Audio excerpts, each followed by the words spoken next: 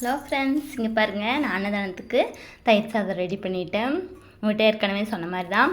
தேவையான அளவு எண்ணெய், கடுகு, கடலப்பருப்பு, உளுந்துப்பருப்பு, வரமிளகா, கருவேப்பிலை ஒரு கொத்து, துருவின இஞ்சி, அதுக்கப்புறம் 6 பெரிய சைஸ் வெங்காயம், 15 வரமிளகா, ஒரு கொத்து கருவேப்பிலை, அதுக்கப்புறம் முந்திரி பருப்பு, திராட்சை, அப்புறம் தேவையான அளவு உப்பு எல்லாம் சேர்த்து நல்லா எண்ணெயில் பொரிய விட்டுருங்க. பெருங்காயத்தூள் ஜீரணத்துக்காக பெருங்காயத்தூளும் இஞ்சி சொரவி சேர்த்துக்கிறேங்க.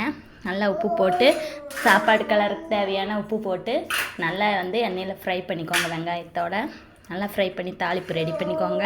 அதுக்கப்புறம் நான் 1.5 லிட்டர் தயிர் சேர்த்துக்கிறேங்க. 1/2 லிட்டர் பால் சேர்த்து